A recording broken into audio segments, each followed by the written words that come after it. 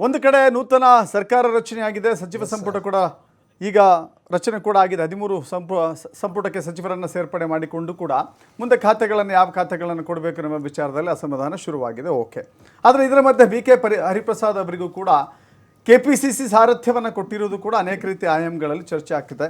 Deepak sir, ನಿಮ್ಮನ್ನು ಕೇಳಬಯಸ್ತೀನಿ ನಾನು.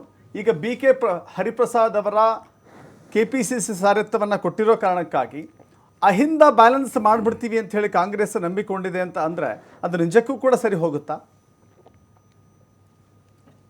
ಒಂದು, ಈ ಬಾರಿ ನಾವು ಕಾಂಗ್ರೆಸ್ ನಾಯಕತ್ವ ಬದಲಾವಣೆಯ ನಂತರದಲ್ಲಿ ಒಟ್ಟು ಕಾಂಗ್ರೆಸ್ ನಾಯಕತ್ವವನ್ನ ಆಮೂಲಾಗ್ರವಾಗಿ ಬದಲಾಯಿಸಿದಂತ ರೀತಿ, ಜಾತಿಯ ಕಾಂಬಿನೇಷನ್ ಒಳಗಡೆ ಅವರು ಹಾಕಿರುವಂತ ಲೆಕ್ಕಾಚಾರಗಳನ್ನ ಗಮನಿಸಿದ್ರೆ, ನೀವು ಅಹಿಂದ ಸಿದ್ದರಾಮಯ್ಯನವ್ರಿಗೆ BK ಹರಿಪ್ರಸಾದ್ ಅವರು ರೀಪ್ಲೇಸ್ಮೆಂಟ್ ಅಂತ ಹೇಳಲಿಕ್ಕೆ ಸಾಧ್ಯ ಇಲ್ಲ.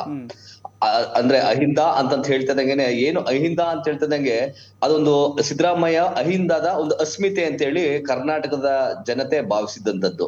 ಹಾಗಾಗಿ ಆದ್ರೆ BK ಹರಿಪ್ರಸಾದ್ ಅವ್ರನ್ನ ಅಹಿಂದ ವರ್ಗಗಳ ಅಸ್ಮಿತೆ ಅಥವಾ ಅದೊಂದು ಆಲ್ಟರ್ನೇಟಿವ್ ಫಾರ್ ಸಿದ್ದರಾಮಯ್ಯ ಅಂತ ಹೇಳಿ ಪರಿಗಣಿಸ್ಲಿಕ್ಕೆ ಆಗೋದಿಲ್ಲ. ಆದರೆ ಪಕ್ಷ ಸಂಘಟನೆಯ ವಿಚಾರ ಬಂದಂತ ಸಂದರ್ಭದಲ್ಲಿ, ಮತ್ತೆ ಇವತ್ತೇನು ಕರ್ನಾಟಕದಲ್ಲಿ ಕೋಮುವಾದಿ ಶಕ್ತಿಗಳ ವಿರುದ್ಧ ಕಾಂಗ್ರೆಸ್ ತನ್ನ ಹೋರಾಟಗಳನ್ನ ನಿರಂತರವಾಗಿ ಮುಂದುವರ್ಸ್ಕೊಂಡು ಬಂದಿರುವಂತಹ ಈ ಸಂದರ್ಭದಲ್ಲಿ ಸಿದ್ದರಾಮಯ್ಯನವರು ಹೊಂದಿರುವಂತಹ ಧೋರಣೆಗಳನ್ನೇ ಬಹುಪಾಲು BK ಹರಿಪ್ರಸಾದ್ ಅವರು ಹೊಂದಿರುವ ಕಾರಣಕ್ಕಾಗಿ, ಆಮೇಲೆ ಇವತ್ತು ಕೂಡ ಸಿದ್ದರಾಮಯ್ಯನವರು ಅಧಿಕಾರವನ್ನ ಬಿಟ್ಟು ಹೊರಗಡೆ ಬರುವಂತ ತ್ಯಾಗ ಮಾಡಿ ಬರುವಂತ ಸಂದರ್ಭದಲ್ಲಿ ಒಂದು ಮಾತಂದ್ರು, ನಾನು ರಾಜಕೀಯ ಕಡೆ ದಿನದವರೆಗೂ ಕೂಡ ನಾನು ರಾಜಕಾರಣದಲ್ಲಿ ಇರ್ತಾನೆ ಮತ್ತೆ ಕೋಮುವಾದಿ ಶಕ್ತಿಗಳ ವಿರುದ್ಧ ಹೋರಾಟ ಮಾಡ್ತೇನೆ ಅನ್ನೋ ಮಾತನ್ನ ಹೇಳಿದ್ದಾರೆ.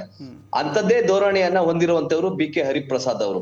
ಹಾಗಾಗಿ ನೀವು ಜಾತಿ ಸಮೀಕರಣದ ರಾಜಕಾರಣಕ್ಕಿಂತಲೂ ಸೈದ್ಧಾಂತಿಕ ರಾಜಕಾರಣಕ್ಕೆ ನೀವು ಮಹತ್ವ ಕೊಡೋದಾದ್ರೆ, ಸಿದ್ದರಾಮಯ್ಯನವರ ಅಂತೆ ಇನ್ನೊಂದು ದೊಡ್ಡ ಗಟ್ಟಿ ಧ್ವನಿ KPCCಗೆ ದೊರಕದಂತಾಗಿದೆ. ಹಾಗಾಗಿ ಮತ್ತೆ ಕಾಂಗ್ರೆಸ್ ಪಕ್ಷದ ಬಹುದೊಡ್ಡ ಹಿರಿಯ ನಾಯಕರಾಗಿ, ರಾಷ್ಟ್ರೀಯ ನಾಯಕರಾಗಿ, ಗಾಂಧಿ ಕುಟುಂಬದ ಅತ್ಯಂತ ನಿಕಟವರ್ತಿ ನಾಯಕರಾಗಿ, ಮತ್ತೆ ಕಾಂಗ್ರೆಸ್ನ ಎಲ್ಲಾ ಏಳು ಬೀಳುಗಳನ್ನ 5 ದಶಕಗಳಿಂದ ನೋಡ್ಕೊಂಡ್ ಬಂದಂತವರಾಗಿ, ಕರ್ನಾಟಕದ ರಾಜಕಾರಣವನ್ನ ಅತ್ಯಂತ ಹತ್ತಿರದಿಂದ ಗಮನಿಸಿದಂತವರಾಗಿ, ಆಮೇಲೆ ರಾಜಕಾರಣದ ಎಲ್ಲಾ ಆಯಾಮಗಳು ಮತ್ತೆ ಎಲ್ಲಾ ಮಜಲುಗಳ ಬಗ್ಗೆ ತುಂಬಾ ಹತ್ತಿರದಿಂದ ಪರಿಚಯ ಇರುವಂತವ್ರು BK ಹರಿಪ್ರಸಾದ್ ಅವರು, ಮತ್ತೆ ಸಮರ್ಥರು, ಜೊತೆಗೆ ಅವರು ಕಾಂಗ್ರೆಸ್ ಪಕ್ಷದ ಅತ್ಯಂತ ನಿಷ್ಠಾವಂತರು. ಇದು ತುಂಬಾ ಮುಖ್ಯ ಆಗ್ತದೆ.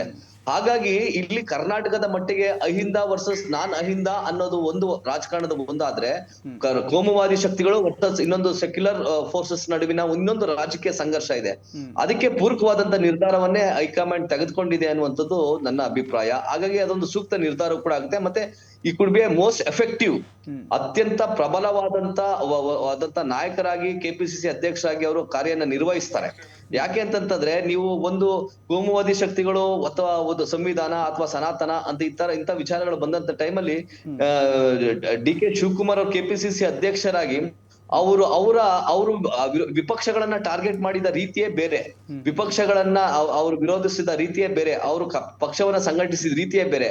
ಅದೀಗ BK ಹರಿಪ್ರಸಾದ್ ಅವರು ರಾಜ್ಯಾಧ್ಯಕ್ಷರಾಗಿ ನೇಮಕಗೊಂಡ ನಂತರ ಕರ್ನಾಟಕದಲ್ಲಿ ಒಂದು ಸ್ಪಷ್ಟವಾದಂತಹ ಒಂದು ಕಮ್ಯುನಲ್ ಮತ್ತೆ ಸೆಕ್ಯುಲರ್ ಫೋರ್ಸಸ್ ಗಳ ನಡುವಿನ ಒಂದು ಐಡಿಯಾಲಜಿಯ ಒಂದು ಸಂಘರ್ಷ ಮತ್ತೆ ಒಂದು ತಾರ್ಕಿಕವಾದಂತಹ ಒಂದು ರಾಜಕಾರಣ ಕರ್ನಾಟಕದಲ್ಲಿ ಒಂದು ಮುನ್ನುಡಿ ಬರ್ದಿದೆ.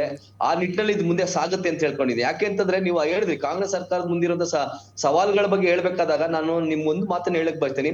ಈ ಸರ್ಕಾರ ಇದೆಯಲ್ಲ, ಇದು ಚುನಾವಣೆ ನಂತರದಲ್ಲಿ ರಚನೆ ಆದಂತ ಸರ್ಕಾರ ಅಲ್ಲ, ಇದು ಚುನಾವಣಾ ಪೂರ್ವದ ಸರ್ಕಾರ ಅನ್ನೋದನ್ನ ಎಲ್ಲರೂ ಕೂಡ ಗಮನದಲ್ಲಿ ಇಟ್ಕೋಬೇಕಾಗಿದೆ.